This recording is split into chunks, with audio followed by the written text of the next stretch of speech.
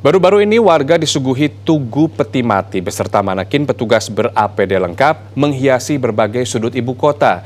Tugu pun dilengkapi data perkembangan kasus COVID-19. Namun apakah kampanye tugu peti mati ala Pemprov DKI ini efektif untuk menyadarkan warga akan bahaya COVID-19?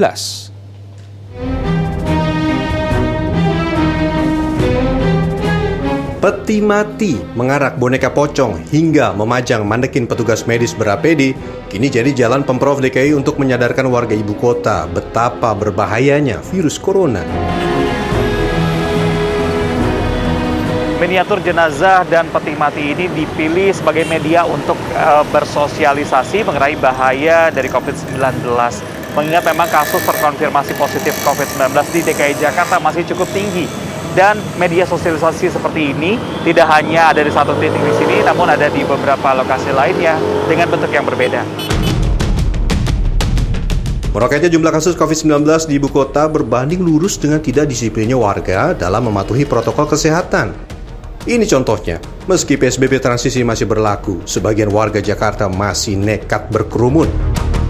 Meski berdalih telah menerapkan protokol kesehatan, tetap saja kerumunan di tempat kuliner malam seperti ini beresiko jadi pusat penyebaran COVID-19. Udah jenuh sih Mbak, di rumah udah bosen, bete, terus udah suntuk aja sama lingkungan rumah, terus akhirnya mau penat keluar sebentar. Enggak juga sih, karena ini udah mulai new normal kan, jadi ya udah oke deh sesekali gitu cari malam di luar. Di Danau Sunter, Sunterjaya, Jakarta Utara, sebuah tugu berbentuk peti mati didirikan. Lalu di kawasan Barito, Kebayoran Baru, tugu serupa berisi data kasus juga didirikan Pemkot Jakarta Selatan. Tugu berbentuk peti mati juga dipasang di perempatan Cililitan, Jakarta Timur. Di bawah tugu ini, petugas gugus tugas COVID-19 menempelkan data jumlah penderita COVID-19 selama 3 hari terakhir. COVID-19 ini tidak terlihat oleh mata virusnya, tetapi dampaknya sudah terasa, dampak kesehatannya maupun dampak ekonomi akibat krisis kesehatan. Jadi saya sampaikan kepada seluruh masyarakat, ini sebuah inisiatif masyarakat yang harus diapresiasi sebagai pengingat pada semuanya, dan mudah-mudahan kita bisa lebih waspada. Pertanyaannya, apakah tugu ini menyadarkan warga atau justru sebaliknya? Biasa aja. Biasa aja? Kira-kira efektif nggak sih? Nggak juga sih ya. Nggak. Karena udah rame aja lagi ini Jakarta. Ya takut juga sih, jadi harus waspada sama corona.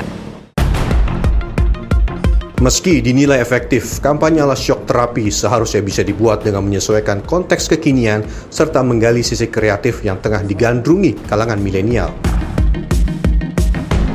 Ya, masyarakat Jakarta kan sangat heterogen, baik dari sudut tingkat pendidikan, sosial ekonomi, budaya maupun keyakinan. Oleh karena itu, beragam pesan komunikasi juga harus dilakukan sesuai dengan keberagaman masyarakat Jakarta itu. Maka saya katakan tadi, kemasan pesan yang dilakukan itu harus juga inovatif, kreatif, dan dikemas dengan berbagai kombinasi lambang verbal dan non-verbal.